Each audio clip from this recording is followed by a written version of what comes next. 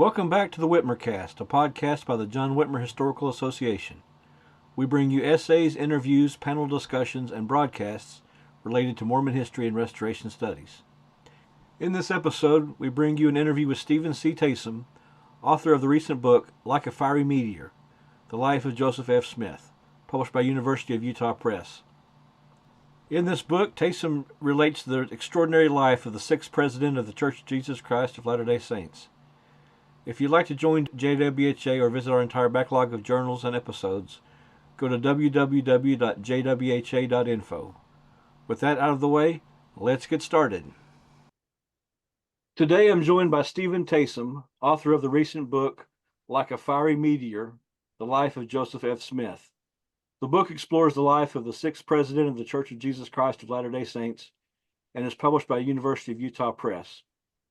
Thanks for joining us today, Steve. Well, thanks for having me. Before we jump right into discussing the book, could you tell us a little bit about yourself? Sure. I grew up all over the world. My dad was a career Air Force officer. I have 5 kids, and we live in Northeast Ohio. Just retired from teaching at Cleveland State University, where I was at for 15 years in the Department of Philosophy and Comparative Religion. And that's about it. Finished this book. It took about 10 years to finish it, and glad it's done. Well, what prompted you to write this book? Why JFS, as you call him in the book?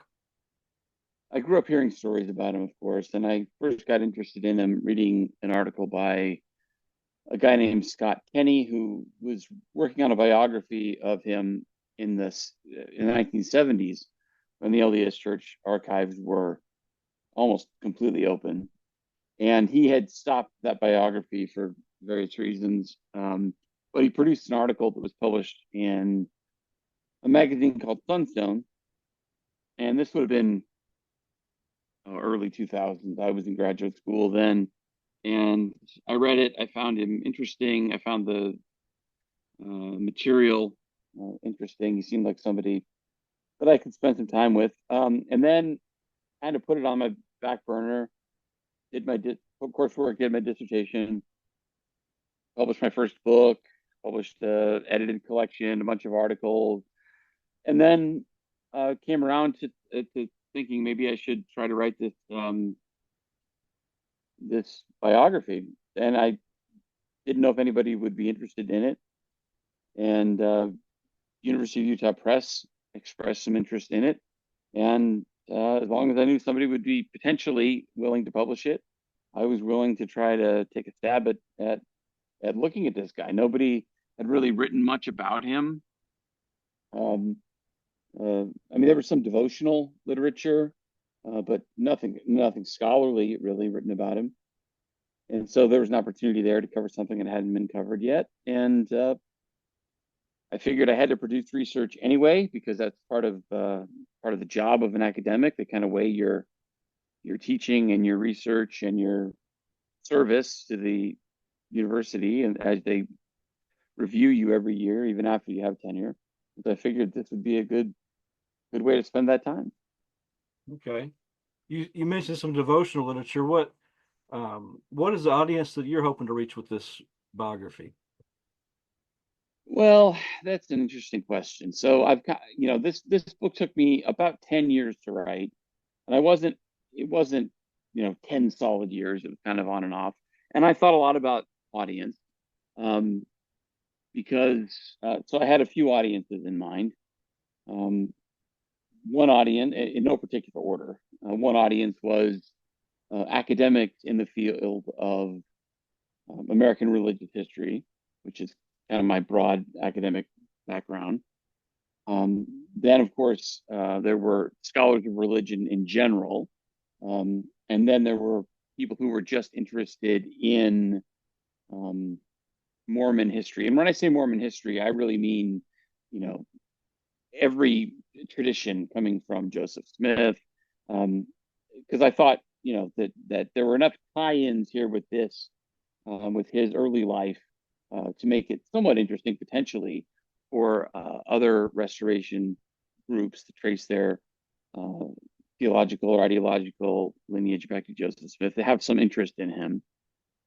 And so those are the audiences. And so as I was writing this, you're sort of balancing what how far you can go in any given direction without losing some audience. Right. And so that was a bit of a challenge. Um, and then that was mostly for scholars, right? Scholars of uh, religion in America, scholars of religion and theory generally. With the particularly with members of the LDS faith, who were primarily the ones who were reading and buying this book, I knew that there were going to be people who, on the one hand, thought that I didn't treat him harshly enough, and people who thought that I was way too hard on him in terms of the things that I said.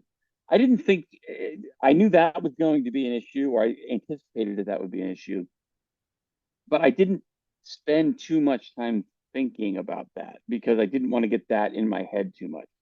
I just wanted to present as balanced a picture as I could while contextualizing him in his time.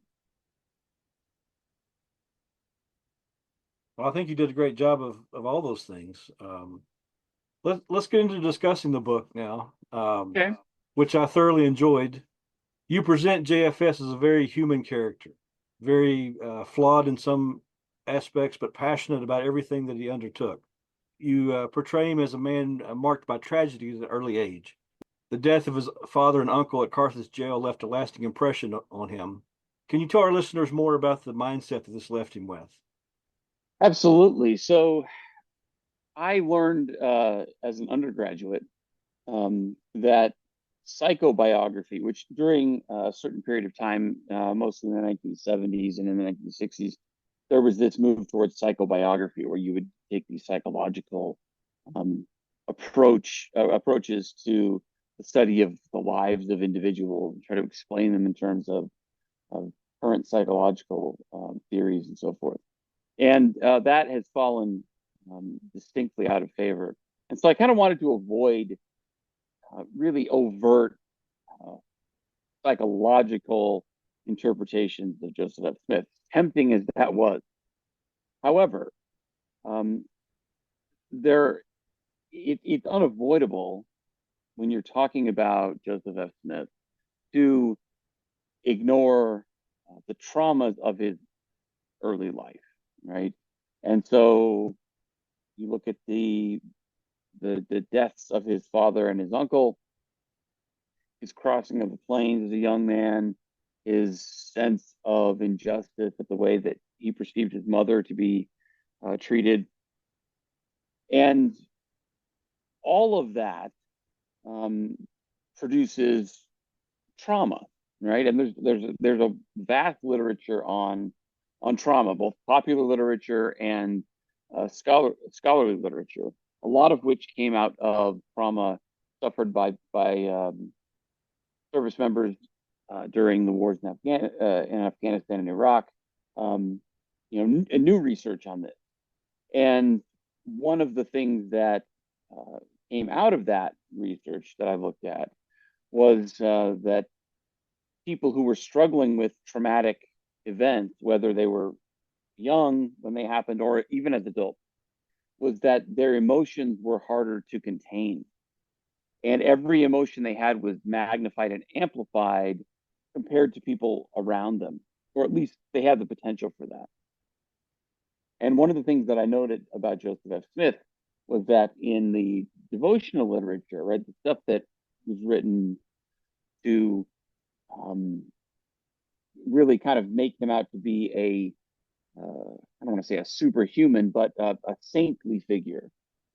They would always talk about his great emotion at losing his children, the great love that he felt toward his children, and so forth.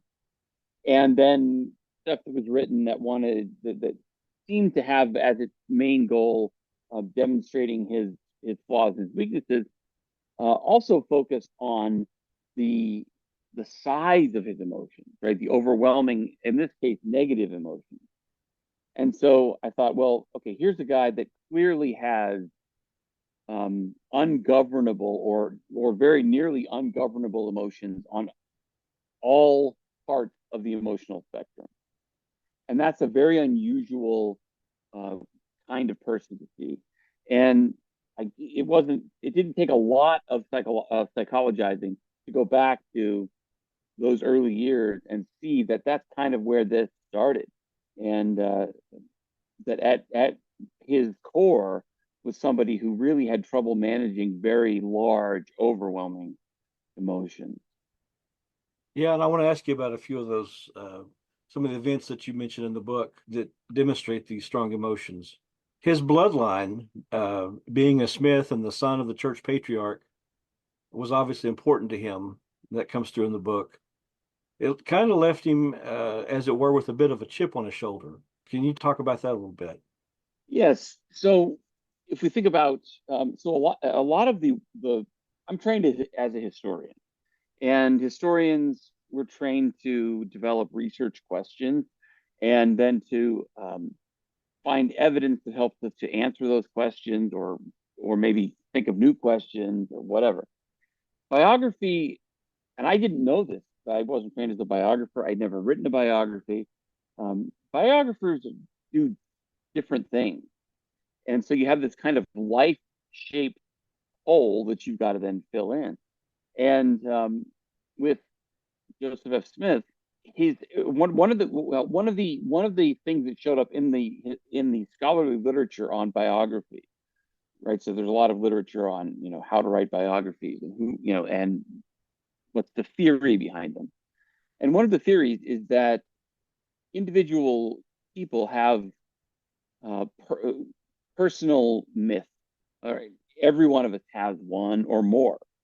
In other words, they're the sort of stories that we tell ourselves about our lives. Right? What's the purpose of our life? Where did we come from? Where are we going? What is the nature of reality? What's our posture towards the outside world or other people? And with Joseph F. Smith, I remember reading that and asking myself that question. And it was very clear that from a pretty early age, he saw the world as um, an almost uniformly hostile place, and that he and his religious uh, group were the target of constant attack, constant criticism, constant persecution. And not saying that was necessarily true, but that's how he saw it. And so he saw everything from interactions with individual people to interactions with the federal government as being more and more evidence of this um, kind of hostile world always crowding in on him.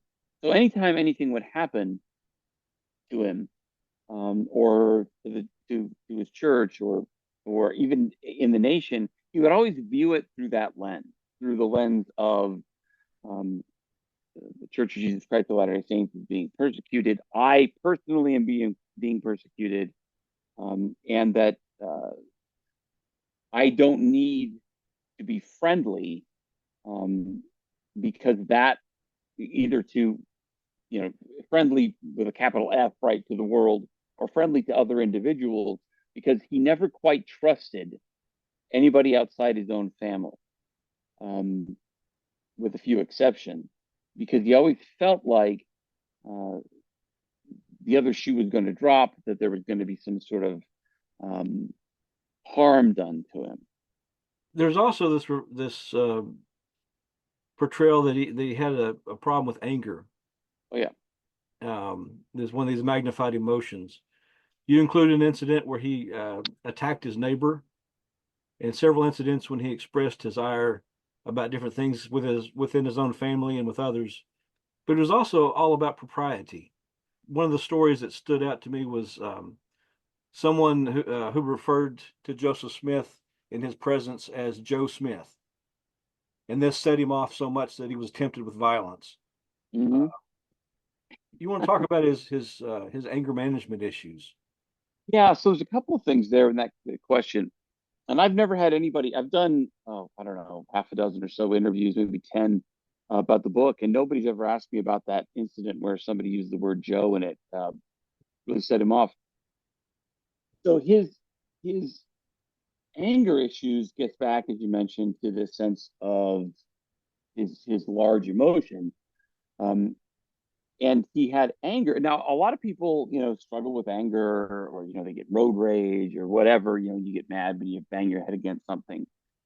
His was an almost incandescent sort of rage that would not infrequently involve violence. And this is true of him as a young person, and it was true of him. The incident with his neighbor happened when he was in his 30s, I think, his late 30s. So this was not a something of a misbegotten youth, right, who was just doing this. This went on well into adulthood. And again, I think because anger and that level of rage is such a um, like a primitive response, right? It's almost as if you have a child, right, throwing a temper tantrum about something. Except instead of a child, you've got this man, and he was large, tall, and very strong. Um, and so when he would do this and turn to violence, it would become quite scary indeed. But I think it was driven, like so many other things, by that sense of I have no control over things, and so I have to, I lash out at that. Hmm. Um, and so yes, his anger was, there are a few special cases that I brought up where it really did get to be uh, what we would see as almost as criminal behavior. Um, he was abusive physically as well as psychologically to his first wife. Um, he admitted to had, having beaten her. Um, I didn't find a lot of evidence that he had ever physically abused his other wives or his children, but there was certainly the sense from all of them that was a possibility that he could, in fact, and that he was obviously was capable of doing it. Um, and so that's his temper and his kind of propensity towards solving things with violence. But then you brought up this notion of propriety, which is you would think, okay, I just described a kind of barbaric, individual, okay, who's willing to beat people and do these things.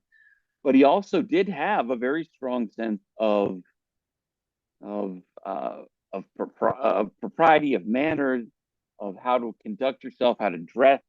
He was very concerned with the way he looked in terms of the clothes he wore, how he fit in when he was in England, for example. One of the first things that he would do would be to go to a tailor and get suits made and a hat made, and so that he looked the part of the kind of, in this case, the English gentleman, right?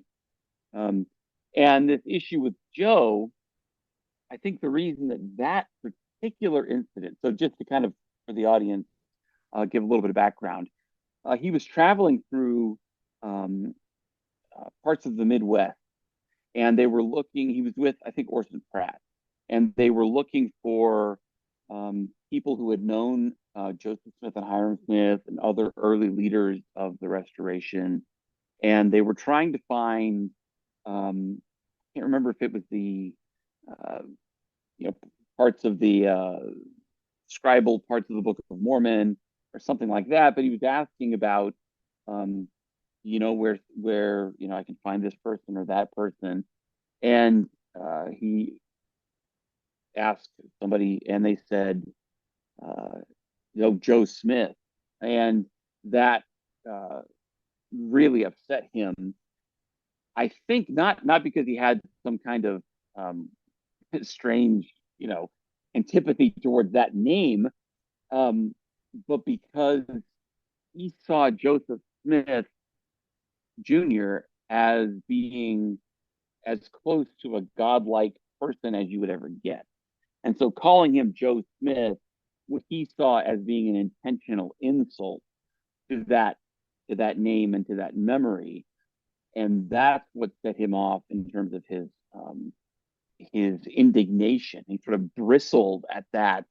And frankly, that had been during Joseph Smith's lifetime, that shortening of the name had been used in newspapers and in other places to kind of knock him down a few pegs. There's this guy he's claiming these visions, he's claiming to have seen these plates and all this stuff, but he's just Joe Smith, right? He's just this guy. So I think that's kind of what he was getting at with that anger about the shortening of the name. But he had a lot of other things that set him off too. It wasn't just that, as you mentioned. I want to talk a little bit about the narrative of his life too. One of the first periods that you talk about in the book is his move out west along with most of the church.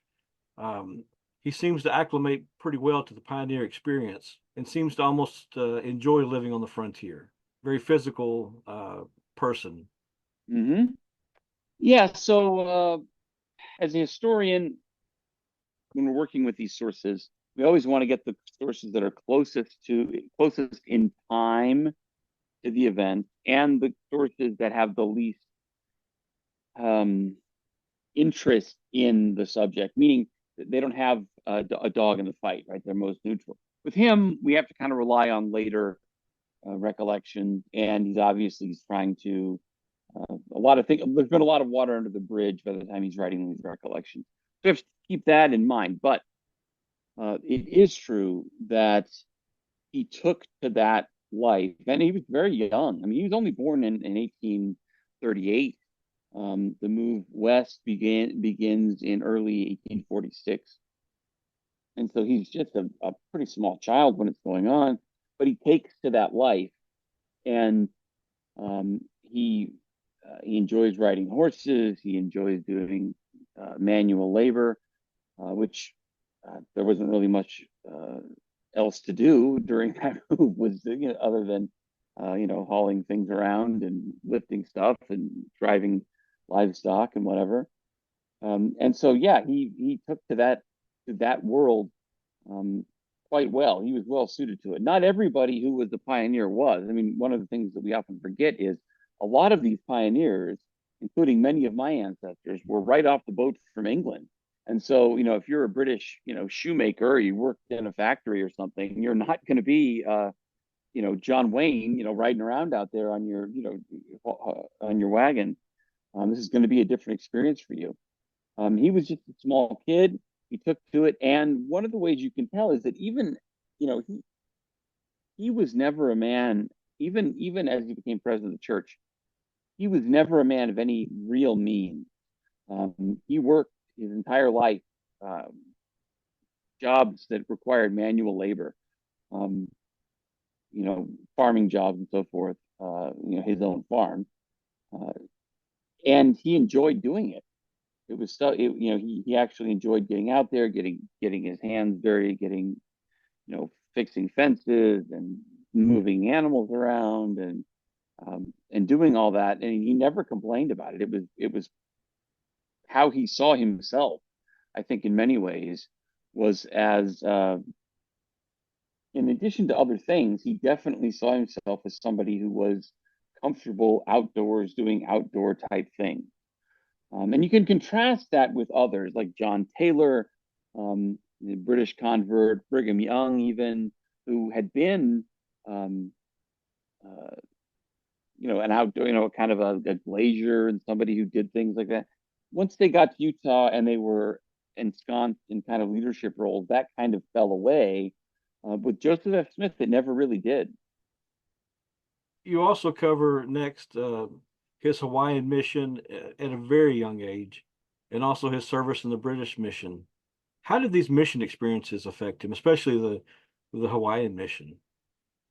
Well, the Hawaiian mission is interesting because he's known, or at least my memory of this before I started working on it, was that I had always heard about him being associated with in a church setting. I would always hear about him being associated with the Hawaiian people and his love for the islands and experiences there and that kind of thing. And then when I got into his journals and particularly in his letters, I found a very different kind of experience that he described from the one that I had heard about. He had a very, for the time, very typical kind of Anglo view of Hawaiian society, which was that it was dirty, people were filthy, they were degenerate. In this case, meaning literally had degenerated from what he believed had been, he believed that they were descendants of Lehi in the Book of Mormon, and that they had allowed themselves to um, decline in terms of their civilization significantly. And he listed any number of practices, beliefs, and so on. And what's interesting is these are the same practices and beliefs that the other Protestant missionaries that were in Hawaii believed about them as well. He wrote some. He's very straightforward in his writing. He wrote, Hawaiians sleep in places where I wouldn't I wouldn't eat a pig if it had spent the night in a place like that. Yeah. Um, of course, he's very good with imagery, so he conjures up those kind of images. Um, and you ask about how did this shape him, and a lot of things, or a lot of the things that I had heard about him growing up had to do with interacting with Hawaiians, and of course that was obviously a major part of it. But the other part that I think is neglected is his interaction with other with more traditionally Protestant religious preachers who were there.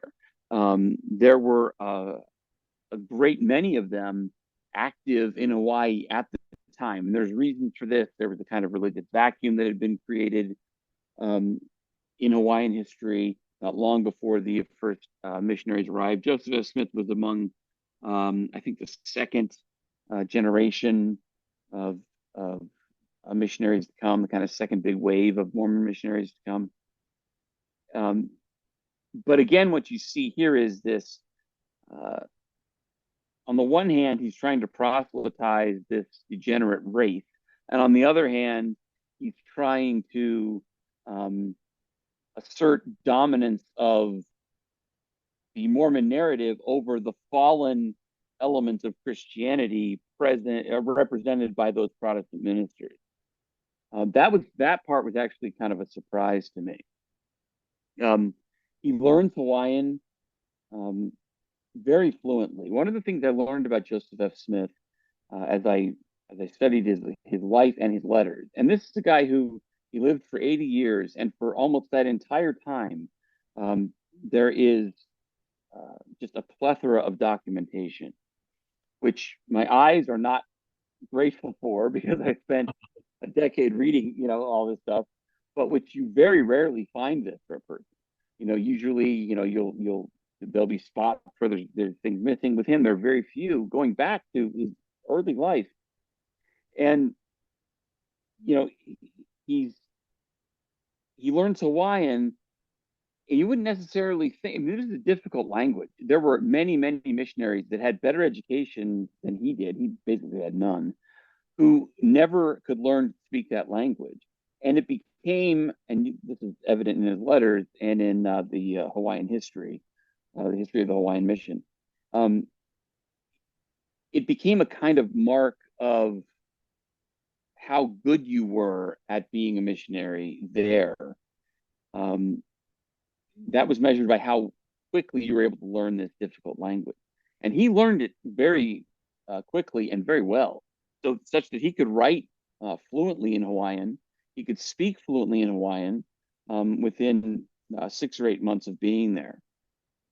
And so he had a tremendous native intellect. It wasn't cultivated through education, except that he did it himself. But he was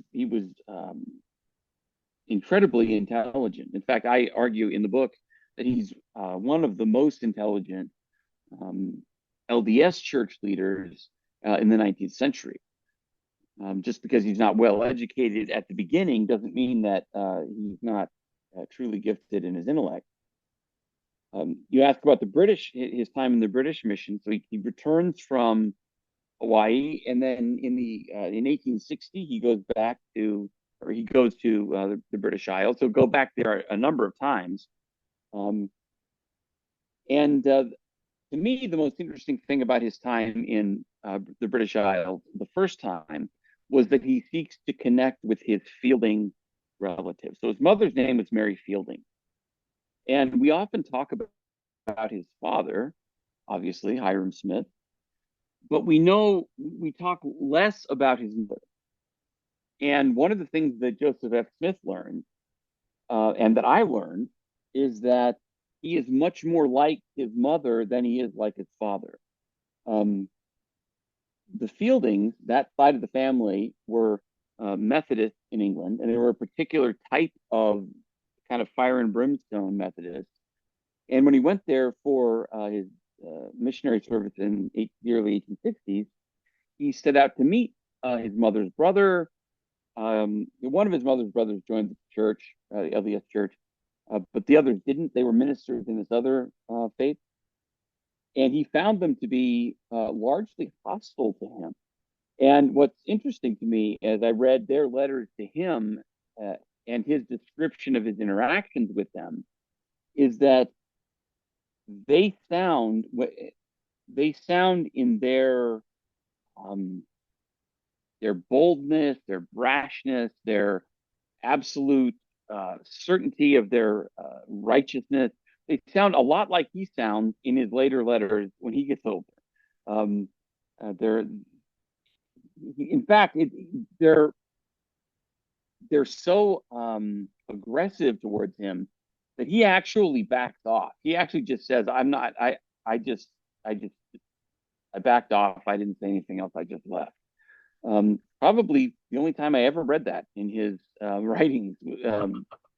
But I don't know if he did that out of respect for his mother's memory or what. But they were pretty hostile to him. But he would take note of everything. He would just soak everything up. And so in England, he was fascinated by the rail system there. In fact, later on, he would compare the American rail system unfavorably to the British rail system. Um, he went to all kinds of museums, and he heard all kinds of people speak, including one of the most famous atheists of the time. Um, he engaged in all kinds of cultural activities. And going back and forth to England, which he did a number of times, he would always stop at P.T. Barnum's museum in New York City and go visit. I think Tom Thumb was there and other oddities and things. And he was always super interested in that stuff. So I think one of the things that the missions did for him was that it created or began to create what is initially you could see him as being a very provincial backwater kind of guy that just sort of worked on a farm and shoot horses for all of his life and so forth. But you had that guy who was then taken and put in places where very different kinds of people live on different parts of the world, and he was very he didn't live inside of a kind of bubble, right? A kind of missionary bubble of, well, I'm just here to give them the gospel. He absorbed a lot of things from the things that he saw there. He was constantly buying books, especially in England, um, and he would write down the books that he read on the boat when he went over there. So he did make the most of the experiences that he was given to travel the world and to see it, and that made it into his mind and stayed there. What can you tell us about his rise in church leadership positions? So initially, he probably would have assumed that he wasn't going to rise very far. And one of the reasons was when Joseph Smith and Hiram were murdered, um, the widows of those two had very different experiences. Joseph Smith's widow, especially if you listen to his rendition of this, Joseph Smith's widow um, was taking care of the leaders of the LDS Church were solicitous of her, despite her fraught relationship with Brigham Young, whereas his mother was sort of ignored. Now, that's not exactly true. He exaggerates it, but it is true to a certain extent. Um, it is hard to imagine had Emma Smith moved west with the Brighamite pioneers. It's difficult to imagine her being treated the way his mother was treated when she went west. She was kind of on her own. It was just she was just like everybody else. And uh, once uh, once they got west and got settled, um, she still she wouldn't live inside of the fort right down, which would be downtown in Salt Lake City now. She lived off to the east in an area near what's now Mill Creek, um, in Salt Lake Valley. His brother, because he was a descendant of Hiram Smith, became eventually patriarch of the church. And that was only because the Doctrine and Covenants had the revelations of Joseph Smith had indicated that patriarch of the church was to be a lineal office, passed down from Joseph Smith Sr. to Hiram Smith, and then theoretically down through the line there. But Joseph F. Smith had no reason to believe that he would become much of a leader in the LDS church. But what I argue in the book is that so he was made an apostle in 1866, and he was actually put into the first presidency. Now, for LDS listeners, they will always think of the first presidency as having three people in it: the president and two counselors, which is generally the way that things are organized from the ward level on up. But in the 19th century, there were many, many counselors. Brigham Young had a lot of counselors at one time. And in 1866, one day, Joseph F. Smith was working at the church historian's office. And Brigham Young, there was a meeting of the Quorum of the 12, and Brigham Young said, bring up Joseph F. Smith. And so they did, and he said, I'm going to make you an apostle. I'm going to put you in the first presidency.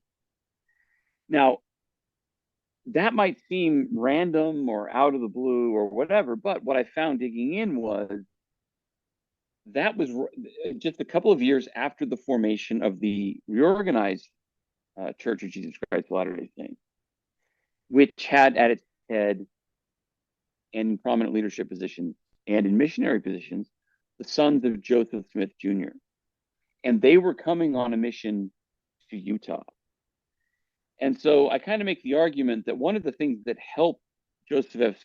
Smith in terms of getting into church leadership was the fact that Brigham Young, who had kind of tried to distance himself from Joseph Smith a little bit to try to get his own, to give legitimacy to his own leadership, now he was facing probably the pretty scary prospect of having missionaries coming to Utah who were the sons of the now adult sons of Joseph Smith Jr. And he may have been afraid that people would listen to them because they, of course, revered Joseph Smith. And so it's almost like he decided he needed a Smith in there with him. And so Joseph F. was the closest one he could get, and he put him in. And one of the things that I think kind of underscores this argument is that every time that these Joseph Smith's sons would come to Utah on mission, one of the things that they would always want to talk about was polygamy. And Joseph F. Smith was always given the lead in debating them about polygamy and collecting affidavits about people who said that they knew Joseph Smith practiced plural marriage. Um, in other words, he could have given that to anybody. He could have given it to Orson Pratt or anyone, but he did. He gave it to Joseph F. Smith. I'm almost certain because you had cousins battling each other, and that lent more credence than anything else could have. So he had to have a Smith of his own, um, and that's how he got it. And then pretty much from there, there was some discussion about how how um, how people were going to be ranked in the Quorum of the 12. For the LDS Church now, it's pretty well set, but then it was still in flux a little bit because people were being ordained as apostles and not being put into the quorum. So there was a debate about, well, is seniority determined by age? Is it determined by when you're put in? If it's determined by when you're put in, do we do we do we look at when you're made an apostle or when you're actually put into the quorum of the 12? And so once all those things sort of shook out, um, he ended up just a little bit ahead of, in terms of seniority, ahead of Brigham Young Jr. If things had turned a little bit differently, he probably never would have been president of the church. Hmm. Well, speaking of him becoming president of the church, you write about him representing a sort of line of demarcation in Mormon history. He was the last church president to be a polygamist. Could you elaborate on his relationship with polygamy a little bit? Sure. So this is the historian coming out of me. We always look for what are probably artificial constructions to kind of hang our research on a little bit. Um, but it is true that for him, and there's any number of biographies about people where they claim to be, or where the biographer will claim similar things, right? They're the first modern Mormon or the last of the old school Mormons or whatever. So I recognize it's part of a larger trend, but uh, with him, he was the last.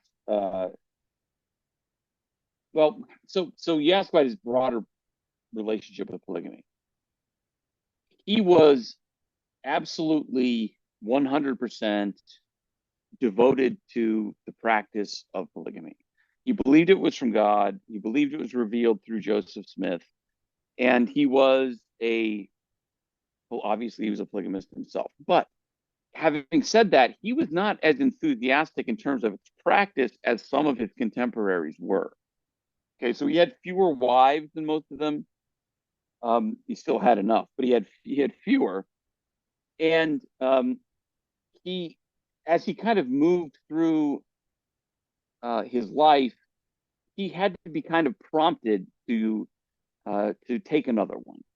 So with every wife that he got, somebody in the leadership ahead of him said, it's probably time you should take another one. And one of the interesting things that he did was it was almost like he would just look around a room and say, okay, that one, because they were always people in very close proximity to him. He didn't go searching out or anything like that. It was just, and they usually were related. Two of them were related to high church officials. Two of them were sisters, the first two. Now, he did marry his first cousin, but got a divorce from her. That's the one that I mentioned earlier, Yeah. was abused. And she sort of disappears out of the narrative until later on he finds out that she had died in the late 1800s, the late 1880s in St. Louis. But when I say his wives, right, we'll kind of set her aside a little bit.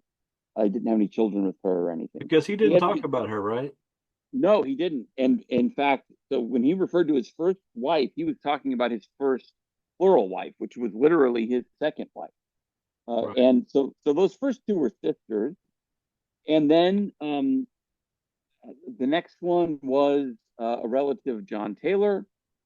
The next one was a daughter of, or a daughter-in-law of, I get it confused now. It's been long. It's been a while since I've looked at this, but related to Heber C. Kimball, and she was divorced. Her husband had actually left her, ended up in jail. He'd robbed a bank and some other things. And so he married her and adopted her two children. And then his last, and then married one more after that. So, he was kind of prompted to do it by people sort of pushing, not pushing him, but suggesting it to him. When the government became serious about putting real pressure on the church and passed laws that actually had teeth where they could, really take the, do things to the church. The main thing was that they could seize church assets, and what they were worried about was the temple. So that's when they issued what's called the manifesto. President Wilford Woodruff issued this, and there was a. This is well known. There plural marriages continued to be performed for that was 1890 for 20 years after that. The interesting thing to me about Joseph F. Smith was he was dragged into the national spotlight because of the election of a guy named Reed Smoot to the United States Senate. And they were holding hearings of whether or not they should allow him to be seated in the Senate.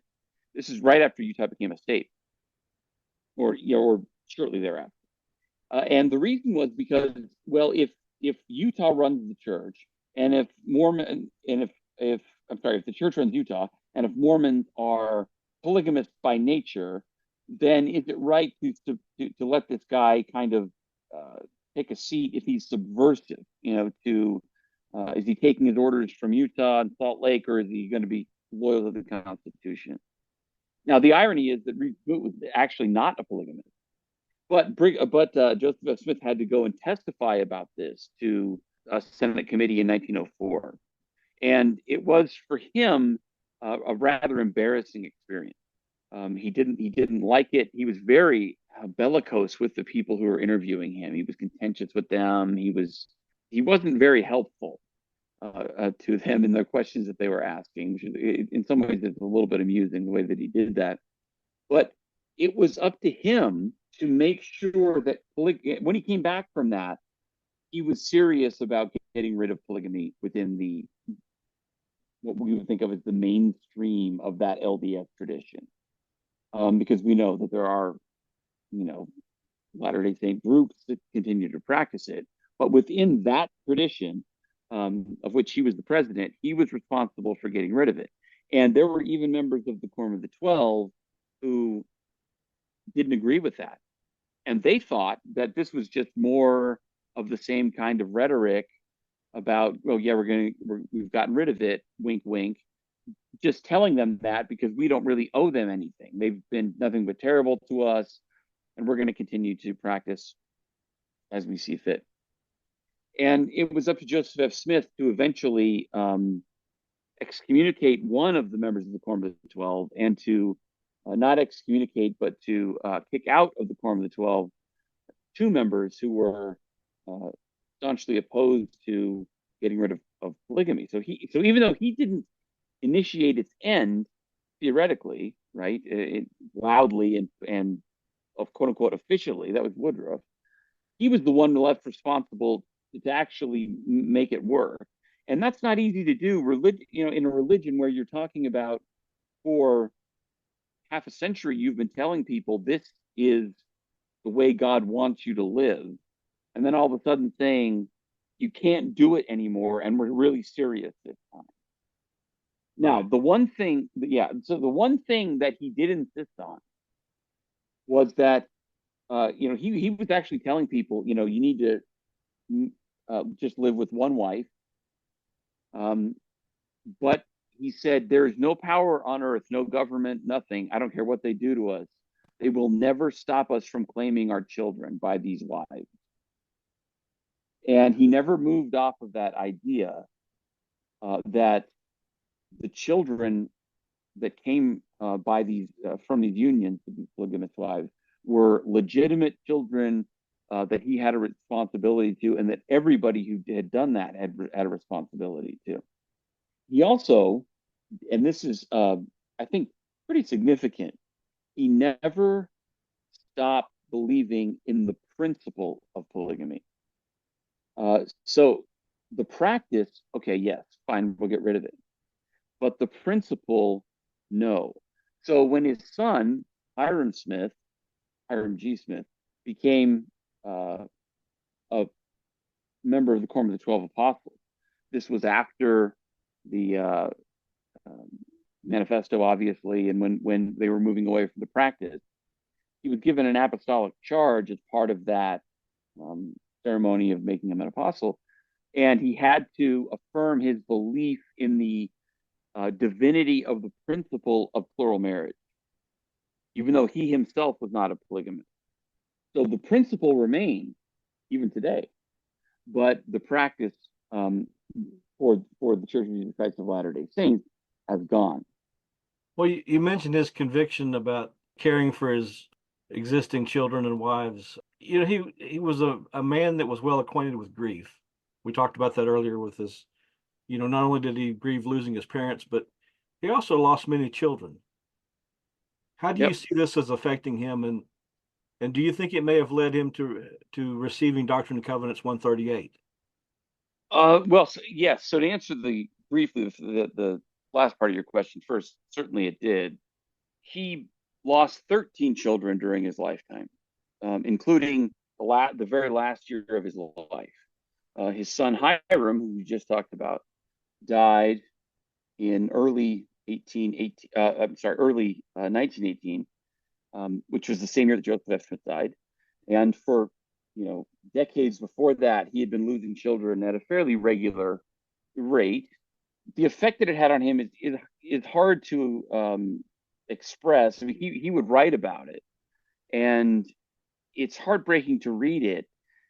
And it's difficult to compare the way people grieve, but I've read his contemporary lost children too. I mean, this was not an uncommon thing during this period in history for children to get various diseases and pass away. But his absolute shattering and his willingness to demonstrate that publicly, that emotion publicly, sets him apart from a lot of the people um, who were his peers.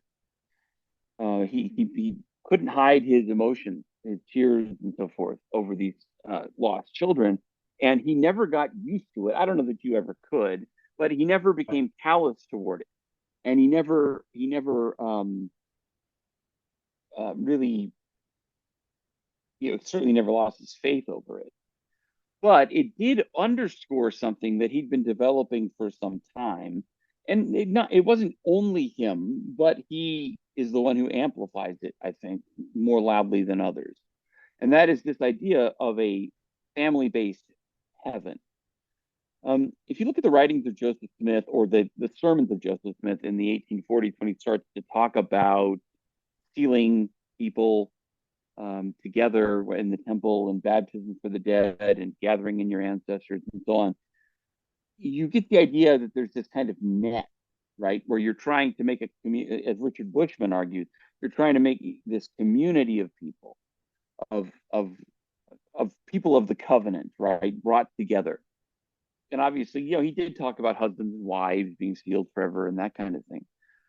But Joseph F. Smith is the first one to really draw uh, with his words, a picture of heaven as a place where a family would be, right? So you have this family-based heaven, right? So he described it in Doctrine and Covenants 138, which is known as his vision of the redemption of the dead, where he sees, people on what we would call the other side of the veil of death, and what are they doing over there, and what's it like over there?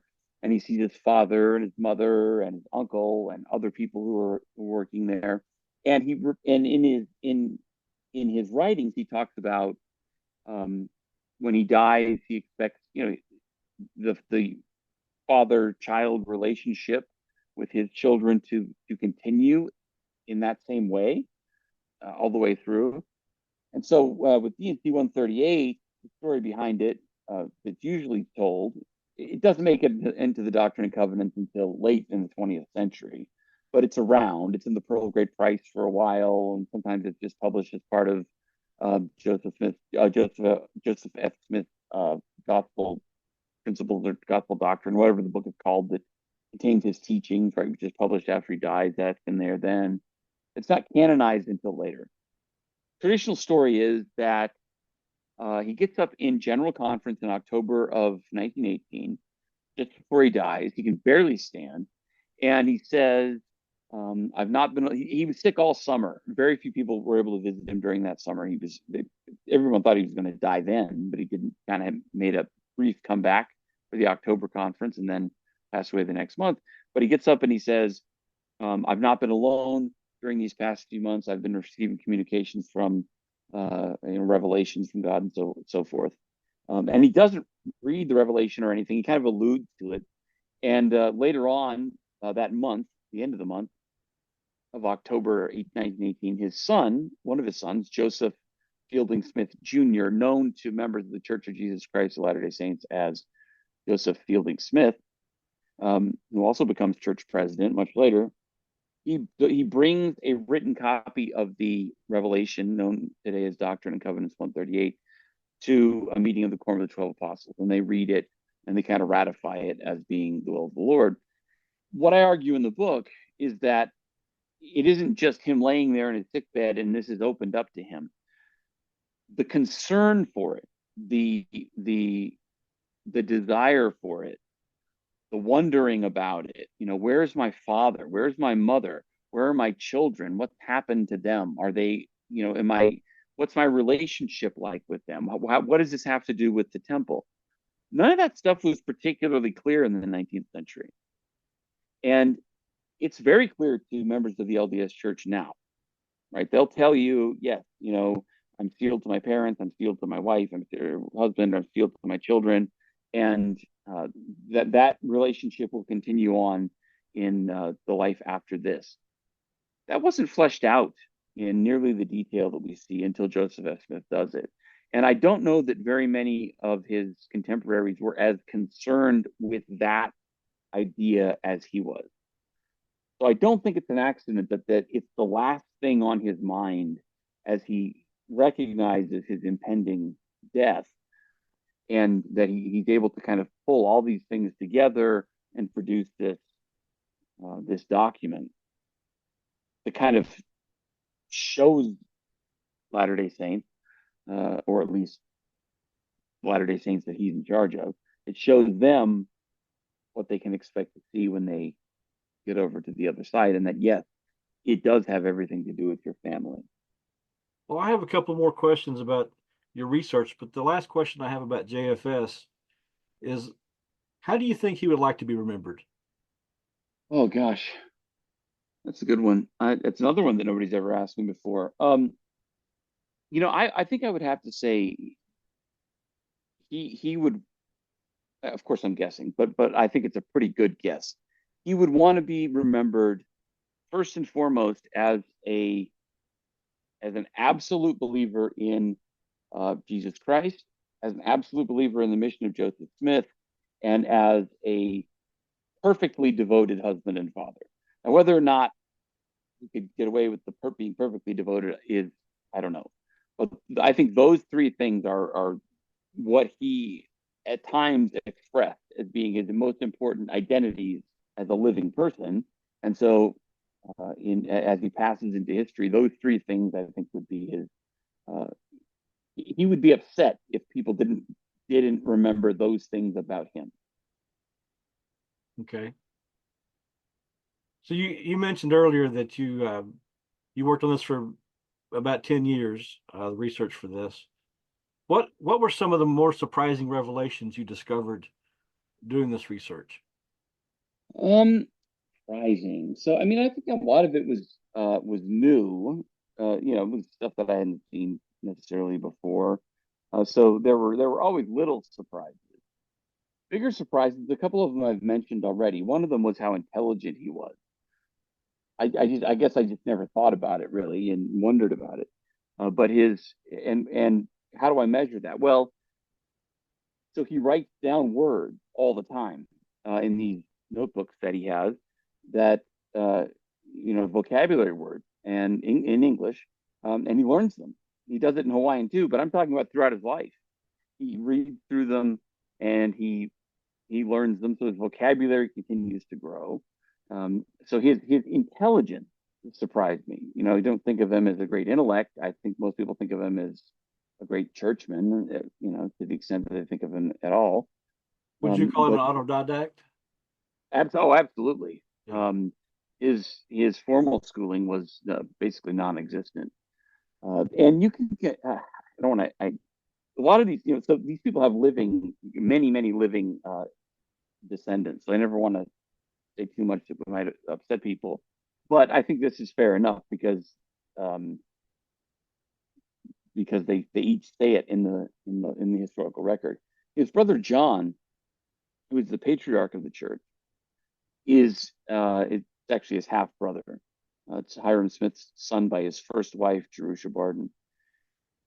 He's nowhere near as intelligent, as eloquent, as polished as Joseph F. Smith is, and he knows he's not. In fact, he writes letters to him saying, when Joseph F. Smith's on his mission to Hawaii, he writes letters saying, Brigham Young wants me to say a prayer in general conference, and I can't do it. I can't talk in front of people. And he says, I'm not as smart as you. I don't know as much as you. So even though he's the older brother, as they go through life, Joseph F. Smith takes on a kind of protector role for him, because he's much more capable of doing that. So yeah, autodidact, very intelligent. The other thing I was surprised by was just the story with the first wife and the abuse that went on there and the probable mental illness she suffered from. Just a lot of brutality there. Um, I was surprised by how brutal he was under those circumstances. And again, I mean, you have to look at a person. I can't. It's not up to me to say, okay, well, he did this. Now I'm not going to write anything else about him. Um, he did those things, and you have to kind of come to terms with the fact that he did them. But it was surprising. I didn't expect it to be that difficult, as a historian to kind of deal with it and read about it. Other than that, I didn't find too many surprising things. There is one surprising thing about him that I didn't discover. I think another scholar by the name of Nate Ricks, who helped me with some of his sources, he'd done some work on Joseph F. Smith, discovered. And this might not mean a lot to some of your listeners, but to a lot of LDS listeners, it does. Joseph F. Smith gave a very famous sermon where he talks about how he had a dream. He said, I was on a mission in Hawaii, and not in the dream, but he said he had the dream in Hawaii, and he was sick, and he had this dream that he was late for a meeting of some kind, and he stopped to wash off in this fountain of water and put on clean clothes, and he knocked on the door of this place he was going, and his uncle Joseph Smith opened the door, and he said to him, "You're late." And he said, I'm late, but I'm clean." And that's a very famous story, okay, of his Yeah. that he would tell. But it turns out, and I didn't discover this. I found it. Nate Ricks told me about it, and then I found it in the journals, and I included it in the book. That dream didn't happen in Hawaii. It happened in England. So, or some version of that dream. It wasn't exactly the version he told, but it happened in England. And it's striking to me how we can misremember even the events in our own lives, right? So he was certain he had the dream in Hawaii. His journals tell a different story. His contemporary journals say, nope, that dream happened in England. Well, speaking of his journals, you seem to have access to a lot of his journals and a lot of the letters that he wrote and received. Did you experience any major hurdles or stumbling blocks while you were trying to do this research? I did at the beginning. So when I first started the book, I think it was I got a kind of preliminary contract with the University of Utah Press in I think the summer of 2013, sometime in that range. And what I thought was because the Joseph F. Smith collection at that time in the LDS Church archives were closed, but Scott Kenny, who I mentioned earlier, had done an immense amount of research when it was open back in the 70s, and he had taken extensive notes, and those notes were housed at the University of Utah. And I thought, okay, I can probably use Kenny's notes because I thought they were transcriptions of you know large parts of his journal and so on. and I thought I could use that to at least get started. And I made a trip out there, and I looked at it, and I realized I couldn't get it started. And so I had people share with me things that they had because um, so there are people that have copies of things that are in the church archives, but they have copies of them. Okay, Right. they've made transcriptions or whatever, and they've deposited them around, and so I had people share with me some things, and I started work, and then it wasn't long after that that portions of his papers began to be made accessible to researchers and even placed online, so digitized, which makes it it's a lot easier on the eyes when you can zoom in on a word that you're having trouble with Yeah. than just kind of stare at it, right? And so by the time I got to the point where I was really into the research, I would say 85 to 90% of the of that material was open to researchers. There were only a couple of things that I was not able to get access to. And I'm not quite sure why I wasn't able to get access to it. Um, but I wasn't. It wasn't significant, I don't think. So he had toward later years of his life when he was church president, the church purchased a home or a lot, and they built a home in Santa Monica, Southern California, and they built what they called Deseret Santa Monica. And his son David was in the presiding bishopric at the time and kind of minded the store for him while he was away because they wanted him to get away. He was a workaholic and they were afraid he was going to work himself to death, which he eventually did. And I couldn't get, so there was a whole folder just with the papers regarding California, the Santa Monica Deseret, and the letters back and forth. For some reason, I couldn't get a hold of that. They wouldn't let me see it. Also, not listed in the catalog, I don't know where they are some of his journals from the very early 1900s and from around the Smoot hearings. Those are hard to get a hold of. I don't know where they are. They're not listed on the catalog, and I didn't try to get them.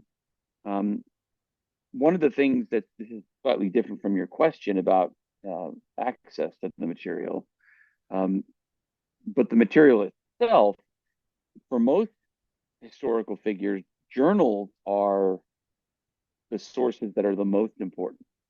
For Joseph F. Smith, his letters were far more helpful in terms of understanding him as a person, because in his letters he was more honest, he was more forthcoming, um, he was more gossipy. He would talk about his feelings more openly. His journals were more like records of I walked. So, for example, on his mission, his letters would say something like, "I walked 10 miles. I administered to Sister so and so. Rain today, 60 degrees. I walked this far. I did this. I rode on a train from this station to that station." Um, Back in the States, his journals would say something like, "Went to see a show at the theater. It was this show. Spent um, spent the day at the endowment house, did so many X number of baptisms for the dead, X number of temple sealing." Whereas his letters were very different. His letters were, usually written to acquaintances and so forth, and he would tell people what he felt about things, things that were happening, and what his thoughts. And so I found his letters to be far more helpful than his journals. Although his journals were useful in telling me where he was on what day. Last question. Is there anything that I should have asked about JFS or the book that I left out? Oh, I don't, I really don't think so. I mean, I've been asked a lot of questions about him in the last year since the book came out, um, and even before, when people knew that I was working on it. I did a couple podcasts. You've asked a couple questions that nobody's asked before. So so congratulations on that, I guess. Um, I can't think of anything really that we haven't covered or touched on that people would find interesting. I wish I could think of something, but I'm not good at one of the problems with living with a project for this long is that you simply lose perspective on it. Right. Um, yeah, work with it so long. I By the time I was done and ready to have it, you know, submitted for editorial review and so forth, I didn't I didn't know if it was the worst thing ever or if it was halfway decent or anything else. And the other funny thing is I get interviewed by people who've just read the book and they ask me questions about something that I wrote in 2015. And so I have to sit there and think about it. If they know the book better than I do. Um, I think I mentioned to you when we were corresponding before that I listened to it on Audible at one point when it first came out, and I would regularly forget that I was the one that wrote the book. I so he would be the narrator would be talking about narrating the book, and I'd think, oh, what's going to happen next? I bet is this, and then I'm like, well, yeah, of course you know that because you wrote it, and I don't know, maybe it's dementia, something seeping in there, but I he tricked me. The narrator tricked me into thinking that it was a different book. But it is interesting to hear people as I talk to people about it, to kind of see it through their eyes and to see how they experience him through the book. And it's been very gratifying. And you've done a fantastic job of finding questions that people haven't asked before. Well, I'm thankful for our time today. I'm glad that I listened to the book on Audible as you did, and for those out there who have Audible accounts and like to listen to books, it is the one of the best 19 hours I've ever spent on Audible. Um, it is it's a healthy listen or a healthy read, but it's well worth it. Stephen, if people want to get in touch with you, where can they find you? Uh, they can find me mostly. I mean, I'm on Instagram. I don't remember. I think just at Stephen Taysom, I think is my Instagram handle. Um, you can email me s.taysom at csuohio.edu. And if you can't remember that, just write to the people at the University of Utah Press, and they will send you in my direction or forward your email to me, and I'm happy to respond and correspond. Okay. Well, Stephen, thanks again for taking the time with me today. It's been a real pleasure. Well, thank you for having me. I thoroughly enjoyed it. We want to thank you for tuning in to the Whitmercast. John Whitmer Historical Association is an educational nonprofit institution. For more information, visit www.jwha.info, where you can meet our team and join the association, read past issues of the JWHA Journal, and get updates on upcoming conferences and events. Our theme music is I Love to Tell the Story, composed by Tom Moraine. This podcast is a production of John Whitmer Historical Association, all rights reserved.